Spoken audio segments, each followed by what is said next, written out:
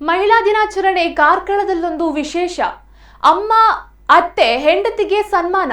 ಮಹಿಳಾ ದಿನಾಚರಣೆಯ ದಿನ 16 ಕಡೆಗಳಲ್ಲಿ ಅನೇಕ ಸಂಘ ಸಂಸ್ಥೆಗಳು ವೈವಿಧ್ಯಮಯ ಕಾರ್ಯಕ್ರಮಗಳನ್ನು ಹಮ್ಮಿಕೊಳ್ಳುತ್ತೆ ಮತ್ತು ವಿವಿಧ ಕ್ಷೇತ್ರಗಳಲ್ಲಿ ಸಾಧನೆಗೈದ ಮಹಿಳೆಯರನ್ನ ಸನ್ಮಾನಿಸುವುದು.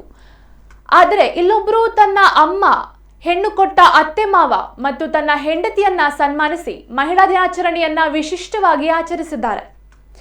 ಕಾರ್ಕಳದ ಕೃಷಿಕರು, ಜಿಲ್ಲಾ ಭಾರತೀಯ ಕಿಸಾನ್ ಸಂಘದ ಪ್ರಧಾನ ಕಾರ್ಯದರ್ಶಿಗಳು, ಸಾವಯವ ಕೃಷಿ ಪರಿವಾರದ ಸಕ್ರಿಯ ಸದಸ್ಯರು, ಕ್ಯಾಟರಿಂಗ್ ಉದ್ಯಮಿಯೂ ಆಗಿರುವ ಇರುವತ್ತೂರು ಶ್ರೀನಿವಾಸ ಭಟ್ಟರು ಹೀಗೊಂದು ಅರ್ಥಪೂರ್ಣ ಕಾರ್ಯಕ್ರಮವನ್ನ ನಡೆಸಿದ್ದಾರೆ.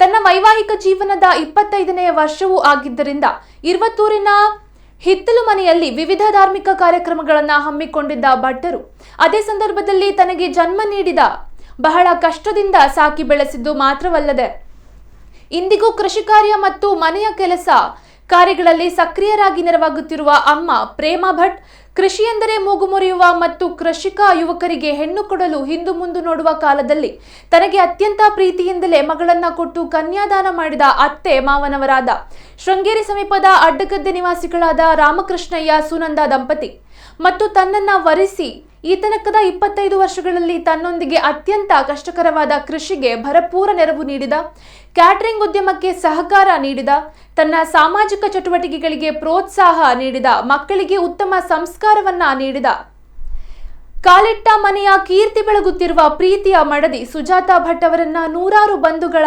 ಉಪಸ್ಥಿತಿಯಲ್ಲಿ ಸನ್ಮಾನಿಸಿ ಧನ್ಯತೆಯನ್ನ ತೋರಿದ್ದಾರೆ.